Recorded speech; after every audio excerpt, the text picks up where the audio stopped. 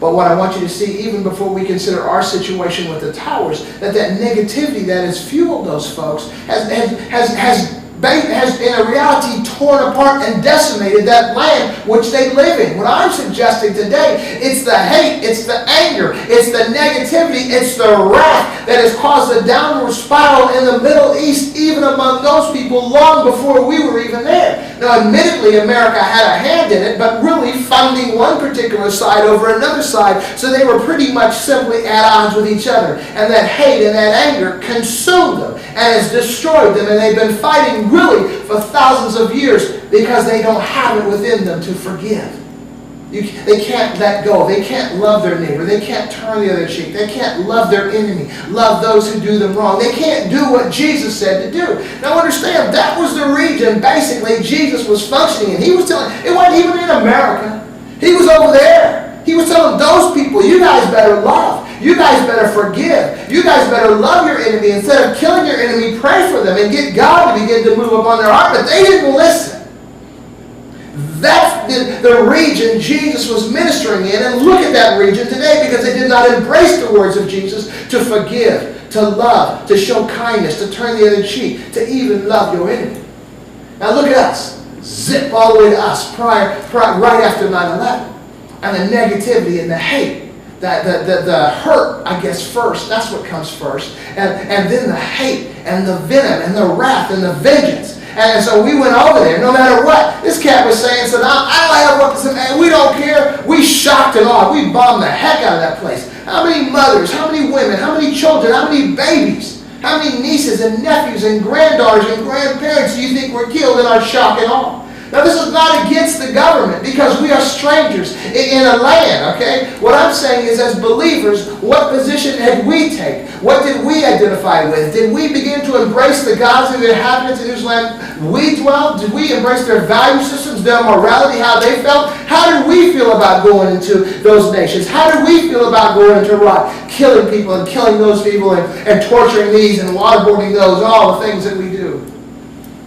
I'm suggesting today that we need to recognize the culpability that we have as believers in this nation, because we have bought into the negativity. We have embraced the gods of the inhabitants in whose land we dwell, and that negativity has been visited upon us in everything. Not a political message. This is just the way I'm seeing it, and I'm just sharing this with you today. So that's a reality.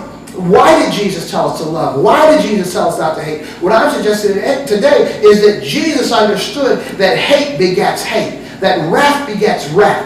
Vengeance begets vengeance. Destruction begets destruction. And nobody wins that. It tears the whole thing apart. Look at the Middle East today. Now look at our nation.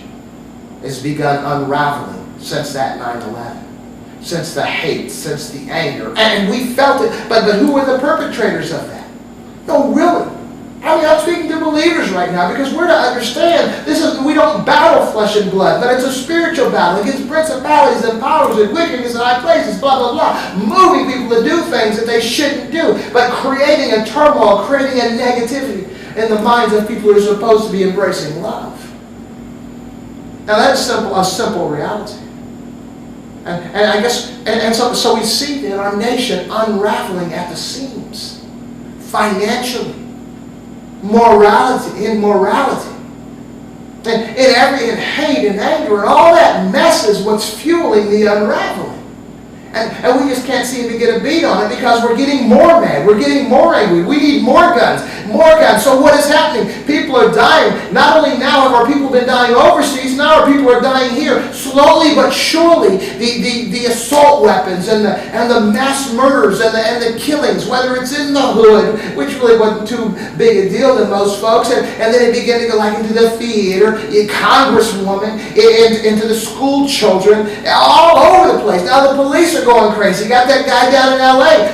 freaking out. Why is he freaking out? Because he's specially trained. He felt he was mistreated. Now he's punishing them. He didn't return their anger or their mistreatment with love, because he wasn't trained to do that either. He's just a guy, a man, an American. Because we think that we don't reap what we sow. We want to think that what goes around doesn't have to come around. We don't want to believe in karma. But the reality is, if you do evil, if you embrace the gods, the mindsets, the likes, the loves, the morality of the inhabitants in whose land you dwell, there's going to be heck to pay.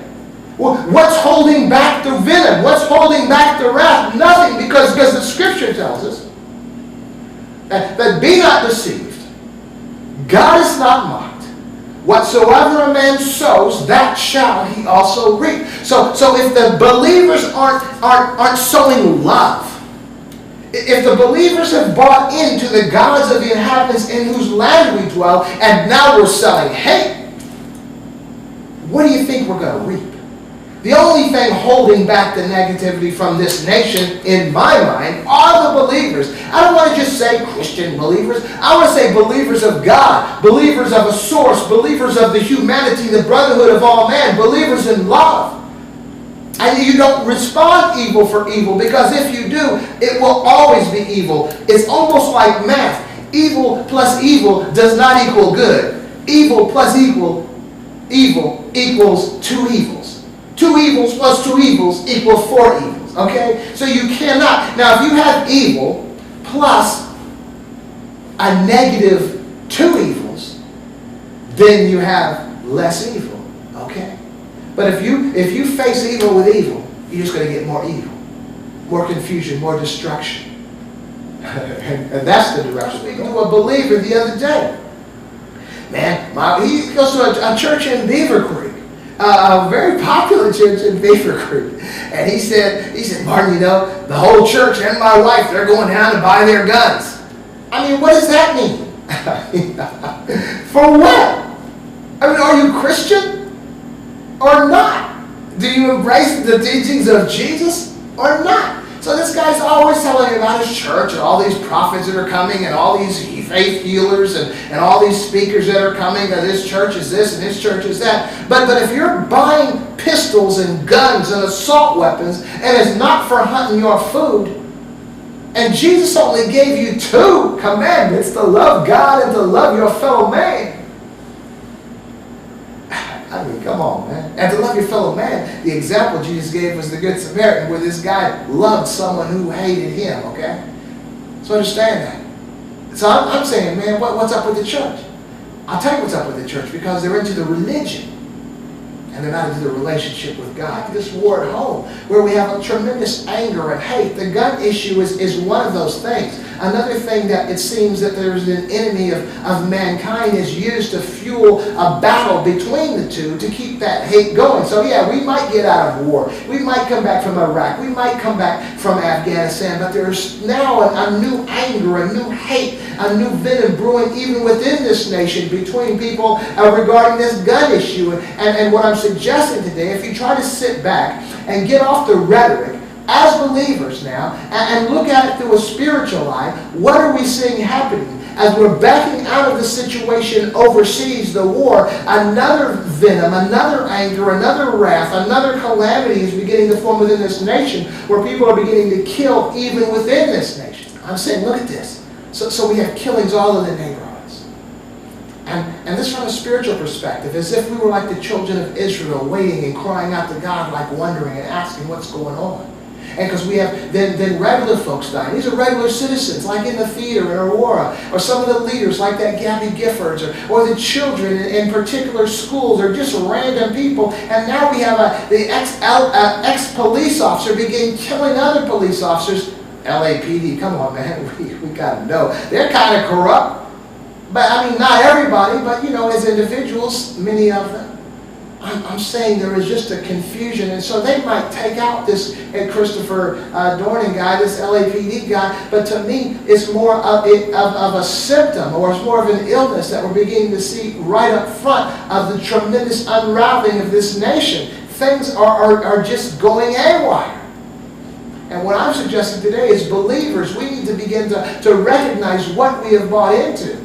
Because as we open in that Judges 6, where the prophet told the people why you're suffering, because I took you out of the negative circumstance you were in, and the only mandate I gave you was not to embrace the gods of the inhabitants in whose land you dwell. And we should recognize that those aren't little wooden carved images. That's the mindset. That's the value system. That's the culture of the land that we're living in, that we're dwelling in. What I'm saying today is we need to back up off that hate.